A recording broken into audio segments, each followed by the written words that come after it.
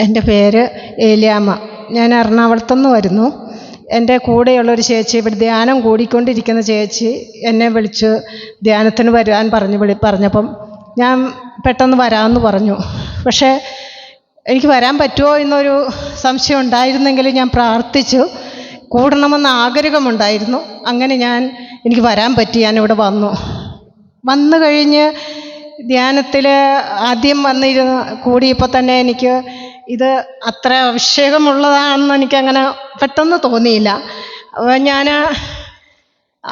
എന്തായാലും എൻ്റെ ഈശോ എന്നെ ഇവിടെ കൊണ്ടുവന്നു. ഞാനല്ലേ ദൈവത്തിൻ്റെ അടുത്ത് വന്നിരിക്കുന്നത്. എത്ര അഭിഷേകം കുറഞ്ഞതാണെങ്കിലും എനിക്ക് അഭിഷേകം ഞാനാണ്. എൻ്റെ ഈശോയും അമ്മയും എപ്പോഴും എൻ്റെ കൂടെയുണ്ട്. അപ്പോൾ ഞാനിങ്ങനെ ഇവിടെ ഇരുന്നു.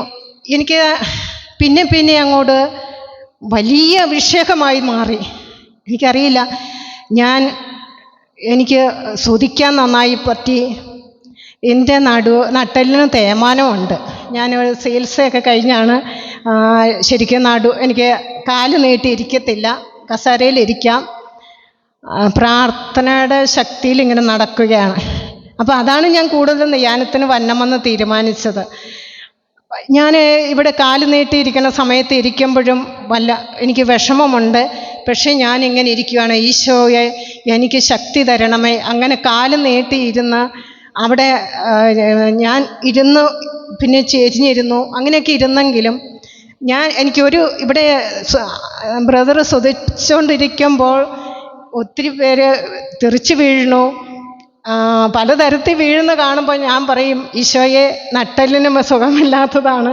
എൻ്റെ നട്ടെല്ല് ഇത്രയും തേയ്മാനമുള്ള ഒരാളിങ്ങനെ വീഴുമ്പോൾ ഈശോ എഴുന്നേൽപ്പിക്കും. പക്ഷേ എനിക്ക് ഒരു ശക്തി കുറവ്, നട്ടെല്ലിനാണല്ലോ. ബ്രദറിന് അറിയത്തില്ല. അപ്പം ബ്രദർ കുരിശ് പിടിച്ച് കാണിക്കുമ്പോൾ ഞാൻ എൻ്റെ മുഖം ഈശോയെ, അപ്പോൾ ഞാൻ ഹോസ്തിയിലേക്ക് നോക്കിക്കൊണ്ട് പറയും, ഈശോയെ എനിക്ക് നട്ടെല്ലിന് മേലാത്തതാണ്, അപ്പോൾ എന്നെ വീഴ്ത്തരുത്. വീഴുമ്പോൾ എനിക്ക് ആ പേടി ഉള്ളിൽ കിടപ്പുണ്ട്. കാരണം നട്ടെല്ലിനായതുകൊണ്ടാണ്. പക്ഷേ ഞാൻ പറയുന്നു, ഞാൻ തെറിച്ചൊന്നും വീണില്ലെങ്കിലും ബ്രദർ എൻ്റെ നെറ്റിയിൽ കുരിശ് വരച്ച് ഞാൻ 2 പ്രാവശ്യം വീണു, പുറകോട്ട് വീണു, അവിടെ കിടന്നു. ഇന്ന് ഞാൻ വീണ് കിടക്കുമ്പോൾ എൻ്റെ അടുത്ത് പരിശുദ്ധാത്മാക്കൾ ഒത്തിരി പ്രകാശത്തോടെ ഇങ്ങനെ വിരിഞ്ഞു നിൽക്കുന്നു എൻ്റെ മുമ്പിൽ. അപ്പോൾ പരിശുദ്ധാത്മാവിനെ വേണമെന്നും പറഞ്ഞാണ് ഞാൻ വന്നത്. ഇവിടെ വരുമ്പോൾ തന്നെ വീട്ടിൽ നിന്ന് പറഞ്ഞു പോന്നു, എൻ്റെ കൂടെ പരിശുദ്ധാത്മാവുണ്ട്. പക്ഷേ എൻ്റെ വീട്ടിലുള്ളവർക്ക് എല്ലാവർക്കും ഉണ്ടെന്ന് എനിക്ക് തോന്നാത്തത് കൊണ്ടും ഞാൻ എത്ര പ്രാർത്ഥിച്ചിട്ടും പരിശുദ്ധാത്മാവ് എൻ്റെ വീട്ടിൽ നിറയെ വേണം. അതിനു വേണ്ടിയാണ് ഞാൻ ഇവിടെ വന്നത്.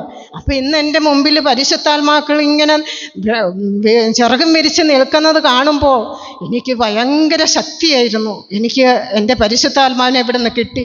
കൂടുതൽ എനിക്ക് വീട്ടിലേക്ക് കൊണ്ടുപോകാൻ സാധിക്കുമെന്ന് മനസ്സിലായി. പിന്നെ ഇവിടെ ഇന്ന് ഉപവാസമായിരുന്നു. ഞാൻ ഒത്തിരി ഉപവാസം എടുക്കുന്ന ആളായിരുന്നു. പക്ഷേ ഇപ്പോൾ എൻ്റെ ആരോഗ്യം മോശമാണ്. അതുകൊണ്ട് ബ്ലഡ് കുറവൊക്കെ ഉള്ളതുകൊണ്ട് ഞാൻ എടുക്കുന്നില്ല. ചില ദിവസങ്ങളിൽ എടുക്കും ഞാൻ, എന്നാലും ഫുള്ള് എടുക്കാറില്ല, ഒരു നേരമൊക്കെ.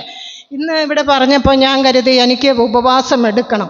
ഞാൻ ഇവിടെയാണ് ഇരിക്കുന്നത്, ഈ ധ്യാന കേന്ദ്രത്തിൽ, ഈ സ്വർഗീയ അഭിഷേക ധ്യാനത്തിൽ ഞാൻ നന്ദി പറയുകയാണ്.